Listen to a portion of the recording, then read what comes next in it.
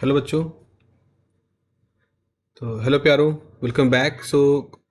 हम लोगों ने इंटरफेरेंस में न्यूटन रिंग वाला हिस्सा पढ़ लिया था और अब हमारी बारी है कुछ न्यूमेरिकल्स करने की। तो हम बहुत ही बेसिक तरह के न्यूमेरिकल, जो चार तरह के न्यूमेरिकल करेंगे और ये न्यूटन रिंग पे जो चार तरह के न्यूमेरिकल बनते हैं उनको बिलोंग कर रहे होंगे। तो इस तरह से हमारे पास है क्या, पहला सवाल देखते हैं कि calculate the thickness of a soap bubble. ठीक है, एक सोप बबल है जिसका रिफ्रैक्टिव इंडेक्स 1.43463 है। That will result in the constructive interference in the reflected light. ठीक है, when the incident light is this. तो हमें calculate the thickness T calculate करना है एक सोप बबल पर। तो क्या हो रहा होगा, हमारे पास एक सोप बबल है जिसकी अपनी कुछ थिकनेस होगी, पतला ही होगा। इसके ऊपर लाइट गिर रही है, इसका रिफ्रैक्टिव इंडेक्स जो है ये 1.6463 है। ठीक है ना। और इसके ऊपर जो लाइट गिर रही है वो कितने एंगस्ट्रॉम की है? 6000 एंगस्ट्रॉम की लाइट है। कंस्ट्रक्टिव इंटरफेरेंस बन रहा है, मतलब इस पे हमको कुछ, इस सोप बबल पे कुछ रंग बिरंगे पैटर्न दिखाई पड़ रहे होंगे, उन्हीं को ये लोग इंटरफेरेंस पैटर्न के नाम से यहाँ पर बता रहे हैं। तो अब हमसे थिकनेस के बारे में बात की गई है, थिकनेस कहा गया है। तो इसमें सोप बबल से इतना मतलब है कि थिन फिल्म। तो ये आपके थिन फिल्म का केस है। तो थिन फिल्म की थ्योरी से क्या कहता है? Thin film theory, theory of thin film ऐसे लिखेंगे, theory of thin film theory suggested that, क्योंकि ये हमसे क्या कह रहे हैं? Constructive interference. इस क्लू का क्या मतलब है? इस क्लू का मतलब यह है कि हमें कंस्ट्रक्टिव इंटरफेरेंस यानी ब्राइट फ्रिंज के बनने वाली शर्त लगानी है। तो thin film theory suggested that for bright fringe का मतलब हम क्या कहना चाह रहे हैं? Constructive interference. For bright fringes the condition is, for bright fringes the condition is, क्या कंडीशन होती है? 2μt cos R. और ये कंडीशन कहाँ हम कह रहे हैं? रिफ्लेक्टेड में। तो रिफ्लेक्टेड में होती है 2n+1 λ/2। ऑड नंबर यहाँ होता है, ये ऑड नंबर होता है, तो ऑड नंबर है हमारे पास। ठीक है। अब यहाँ पर क्या लिखा है, इसमें कुछ इंसिडेंस के बारे में नहीं बताया गया है। तो इंसिडेंस के बारे में नहीं बताया गया है तो हम मान लेते हैं normal incidence. For normal incidence, जैसा कि न्यूटन रिंग में होता है। फॉर नॉर्मल इंसिडेंस में क्या होता है? आर जीरो होता है। क्यों कह रहे हैं? जैसे कोई सरफेस है, कोई कांच की सरफेस है, इस पे ये आपका परपेंडिकुलर होता है।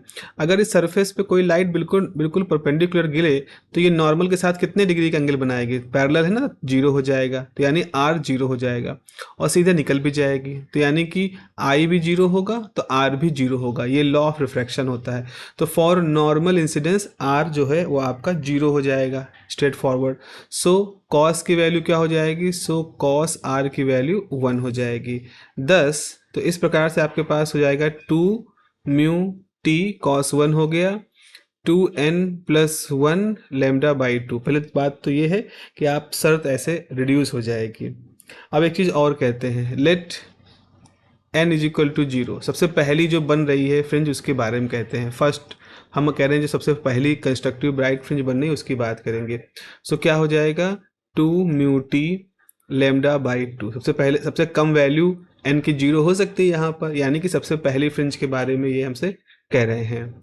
अगर आप यहाँ माइनस यूज करोगे तो n की वैल्यू 1 लोगे तो 2 - 1 1 हो जाएगा। तो आपको सबसे सिंपल तरीके से ये कर लेना है। अब यहाँ से हमारे पास t की फॉर्मूला क्या आएगा? t का फॉर्मूला हो जाएगा λ/4μ। भाई यहाँ से इसको भेजोगे ये हो जाएगा। अब लेमडा कितना है? 6000 एंगस्ट्रॉम है। 4 है। रिफ्रैक्टिव इंडेक्स कितना है? 1.463। ये है 10⁻⁻10। MKS में आपने सबको कन्वर्ट कर लिया। और इसकी अगर वैल्यू की बात करें तो ये करीब आएगी 1025.3 एंगस्ट्रॉम। तो आपका जो वो सो बबल होगा वो इस तरह की ब्राइट फ्रिंज दिखाने के लिए उसको 1025 एंगस्ट्रॉम का होना पड़ेगा, इतना पतला होगा। जबकि लाइट आपकी 6000 एंगस्ट्रॉम की है और सो बबल कितना है? इतना पतला है कि वो करीब करीब 1000 एंगस्ट्रॉम का है। देखिए अगला क्वेश्चन, इस तरह क्वेश्चन आपसे न्यूटन रिंग में जरूर पूछे जाते हैं। अगर न्यूटन रिंग में क्वेश्चन बनते हैं तो इस तरह के जरूर बनते हैं। क्या है सोल्यूशन? देखते हैं यहाँ पर। पहले तो प्रॉब्लम पढ़ लें।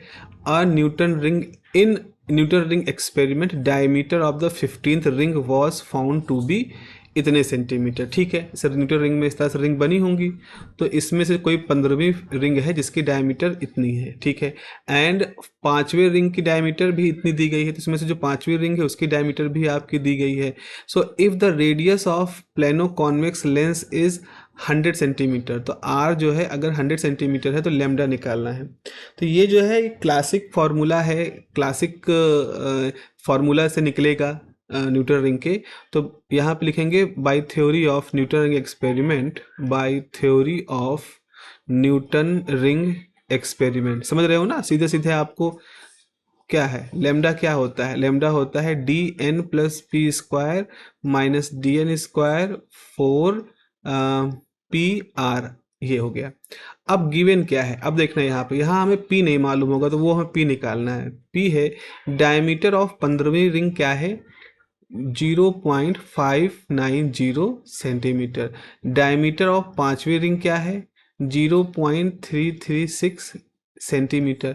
तो यानी कि इस जगह 15 का मतलब क्या है n प्लस पी, और 5 का मतलब क्या है n। तो इसका मतलब है p की वैल्यू कितनी है 15 माइनस 5 यानी कि 10।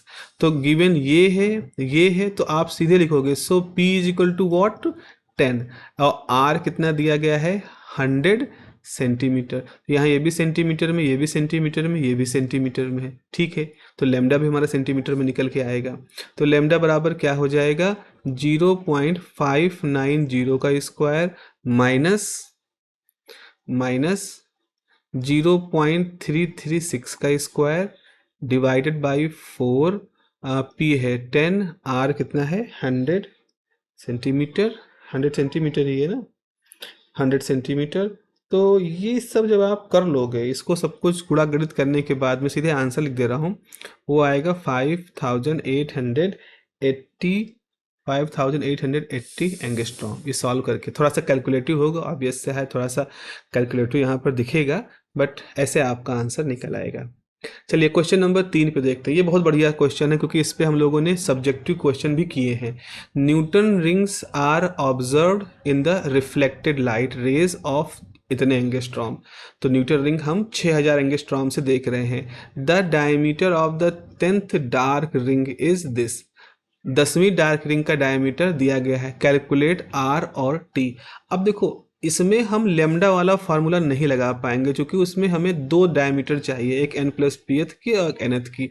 तो फिर हम उससे 4 p r ये सब निकाल लेंगे, लेकिन हमसे r पूछा गया है, हमसे t पूछा गया है, जानकारी क्या है लेमडा की, और ये कहा गया है 10th रिंग। तो n की वैल्यू मान लो 10th रिंग है और डार्क रिंग है।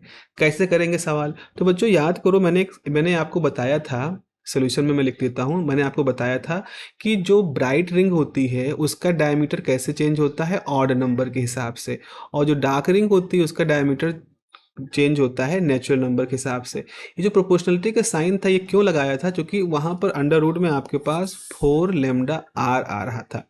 मैंने कहा आर फिक्स है, लेमडा फिक्स है, 4 तो नंबर है, तो ये पूरा कांस्टेंट, ये इसको हटाओगे तो प्रोपोर्शनलिटी का साइन हम लगा सकते हैं। लेकिन एक्चुअल फार्मूला क्या है, तो हम लिखेंगे for the dark ring, for dark rings dn क्या होता है, dn होता है under root 4n lambda r। ये फार्मूला होता है एक्चुअल में। तो यानी कि अगर आप dn स्क्वायर करोगे तो ये पूरा 4 लेमडा r टाइम n हो जाएगा, है ना।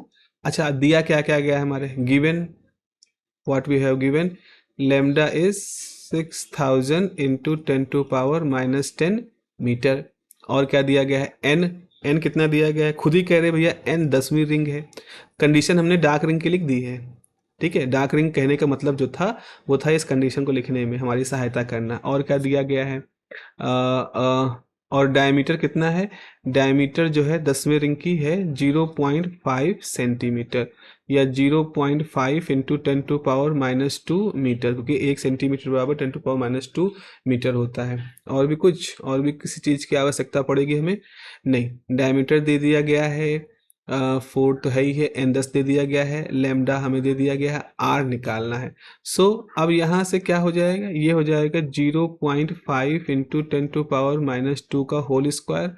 हम इस फॉर्मूले को यूज कर रहे हैं, is equal to 4 into 6000 into 10 to power minus 10 into r नहीं मालूम इंटू 10 ये आर। तो यहाँ से आर कितना आ जाएगा, यहाँ से बच्चों आर जो है वो मैं लिख देता हूँ सीधा, आंसर जो है 0416 मीटर आ जाएगा। सब मीटर में आ गया है क्योंकि हमने सब चीज़ जो है यहाँ पर मीटर में कन्वर्ट कर दिया, इसको मीटर में कर दिया, इसको मीटर में कर दिया। अब आर मालूम चल गया तो टी कैसे निकालोगे? याद करो जब हम लोग ने न्यूटन रिंग एक्सपेरिमेंट किया था तो उसमें टी के मतलब थिकनेस के बीच में एक फार्मूला था। टी का फार्मूला कुछ ऐसा था, कैसा था कि t is equal to D N square by eight R हो जाएगा। ये फार्मूला था थिकनेस का। रेडियस के टर्म में था, रेडियस के टर्म में कितना होता है, are N square by 2r, इस तरह का फार्मूला था। तो आर एन की वैल्यू क्या होती है, डी एन बाई 2 होती है, डायमीटर का आधा होता है, तो यही चीज़ आ जाएगी। अब डायमीटर के टर्म में चूंकि दिया गया है ना, हमें डी दिया गया है, इसीलिए हमने इसको डायमीटर के टर्म में कन्वर्ट किया। तो थिकनेस क्या हो जाएगा, जहाँ पर ये 10वीं बन रही है इसकी डायमीटर कितनी है, 0.5 इंटू 10⁻⁻² का होल स्क्वायर बटे 8 इंटू आर क्या है, आर हमने निकाला 1.0416 मीटर। तो ये जो है कटकटा कितना आएगा, 3 इंटू 10⁻⁻6 मीटर या 3 माइक्रोमीटर, इस तरह से। तो देख रहे हो आप, प्लगइन जैसे ही हो रहे हैं, कोई ऐसे बहुत हाई फाई से न्यूमेरिकल नहीं है, सीधे प्लगइन जैसे हैं, but you have to find the, मतलब थोड़ा सा समझना पड़ेगा क्या है यहाँ पर। अब देखो एक सो फिल्म है जिसके लिए रिफ्रैक्टिव इंडेक्स दी गई है, पहला जैसा क्वेश्चन लेकिन थोड़ा सा अलग है। Is illuminated by white light से, मतलब इसमें लेमडा की वैल्यू नहीं दी गई है, इसमें हमको कहा गया वाइट लाइट, तो बहुत सारी लाइट हैं 30 डिग्री पर। तो आपको आई की वैल्यू 30 डिग्री दे दी है, बिकॉज लिखा है ना इल्यूमिनेटेड बाई 30 डिग्री, तो यानी कि एंगल ऑफ इंसिडेंस है। अब क्या है, in the spectrum dark band corresponds to this. तो डार्क बैंड के लिए आपको कहा गया है कि डार्क बैंड जो है वो 6000 एंगस्ट्रॉम पे हम देख रहे हैं।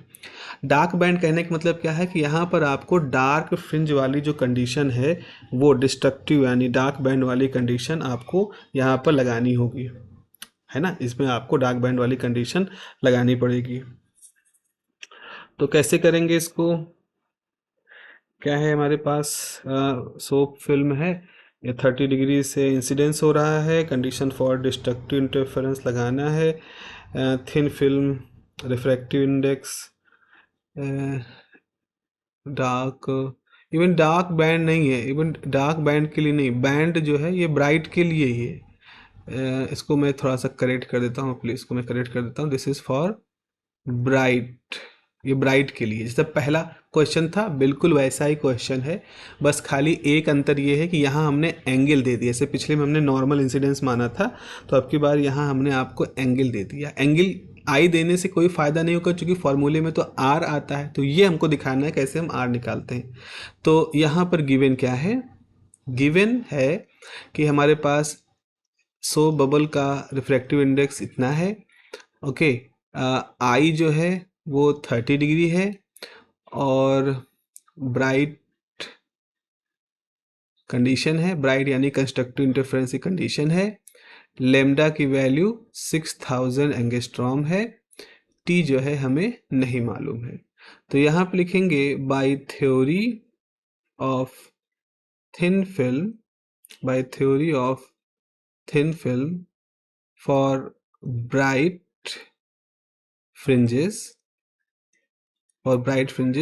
2 mu t cos r इज इक्वल टू 2n+1 लेमडा बाई 2 ये होगा। तो यहाँ से आपके पास है गिवन है कि I is equal to 30 degree. अब हम आर कैसे निकालेंगे, तो जरा देखो कैसे निकालते हैं। बाई स्नेल्स लॉ, ये एक अलग है, यहाँ पर ये अलग चीज़ हम लोग कर रहे हैं, sine I by sine R ये रिफ्रैक्टिव इंडेक्स होता है। तो यहाँ पर हमने लिख दिया sine 30 degree upon sine R, और रिफ्रैक्टिव इंडेक्स भैया कितना है, रिफ्रैक्टिव इंडेक्स है 1.43, ठीक है ना। तो यहाँ से आप क्या लिख सकते हो, यहाँ से आपके पास हो जाएगा sine R is equal to sine 30 degree by 1.43, ठीक है। अब हम क्या करें, साइन साइन 30 को तो मतलब मालूम है हमें, 1/2 होता है, तो यानी 0.5 हो गया, 0.5 1/4 3। चलो अब हमें निकालना है कॉस आर। तो यहाँ पे आपको मालूम है sine square R plus cos square R is equal to 1। तो कॉस आर बराबर क्या हो जाएगा, 1 माइनस साइन स्क्वायर आर का स्क्वायर रूट हो जाएगा। तो ये हो जाएगा 1 माइनस 0.5 अपॉन 1.43 का होल स्क्वायर। भैया इसको जब हम पूरा करेंगे तो ये जाएगा 0.94। कॉस आर आ गया। सो इक्वेशन नंबर 1 हो गई हमारे पास। सो इक्वेशन 1 गिव्स, अब हम इक्वेशन नंबर 1 से क्या क्या प्राप्त कर लेंगे, 2 हो गया, 1.43 हो गया, कॉस आर की पूरी वैल्यू सीधे लिख देंगे 0.94 हो गई।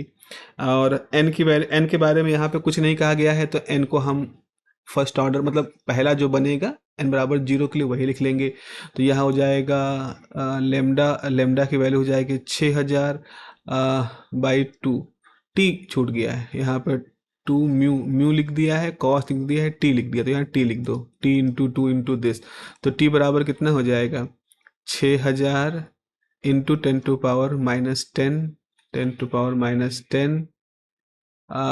फिर 4, 1.43 और ये जब करोगे आप तो आपके पास आएगा 1.12 इंटू 10⁻⁻8 मीटर। ये आपका आंसर आ जाएगा। तो इस तरह से हमने दोनों स्थितियां देख ली। अगर नहीं किसी फ्रिंज का नंबर दिया गया है तो हम n बराबर 0 यानी पहली मान लेंगे। जैसे मान लो किसी ने फॉर्मूला लिखा है भाई 2n-1 लेमडा बाई 2, मैंने कहा है ना कि इसकी जगह पे आप ये फॉर्मूला लिख सकते हो बिकॉज हमारा मतलब सिर्फ ऑड नंबर से है। 2n+1 2n-1, अगर -1 से लोगे तो n की वैल्यू कहाँ शुरू करोगे, 1 से, बिकॉज अगर 0 रखोगे तो माइनस हो जाएगा, जिसका कोई मतलब नहीं है। इतना बस खाली ध्यान रखना है। तो अगर आपको पहली फ्रिंज समझनी है तो अगर माइनस का फॉर्मूला यूज कर रहे हो तो n1 रखोगे, प्लस का फॉर्मूला यूज कर रहे हो तो n0 रखोगे। लेकिन अगर सवाल में दी गई है कि 12वीं फ्रिंज, 14वीं फ्रिंज, 16वीं फ्रिंज, 20वीं फ्रिंज, तब तो आपको n की वैल्यू दे दी गई है। तो इस प्रकार से हमारे पास ये कुछ 4 हम लोगों ने क्वेश्चन किए हैं और ये इन्हीं में से ही लगभग इन्हीं में से ही घूम घुमा के डाटा चेंज करके आपके पास क्वेश्चन बनते हैं। ठीक है, तो चलो बस ये छोटा सा मुझे कुछ 4-5 न्यूमेरिकल कराने थे तो मैंने ये एक पर्टिकुलर छोटी सी क्लास रखी है। इसके बाद आप देख रहे हो, आप देखोगे यहाँ पर अगला टॉपिक हमारा है डिफ्रैक्शन। तो इसको मैंने तैयार कर लिया है। अगली क्लास में हम लोग डिफ्रैक्शन को समझेंगे कि डिफ्रैक्शन क्या होता है। चलिए फिर मिलते हैं। Have a nice day, take care, bye bye.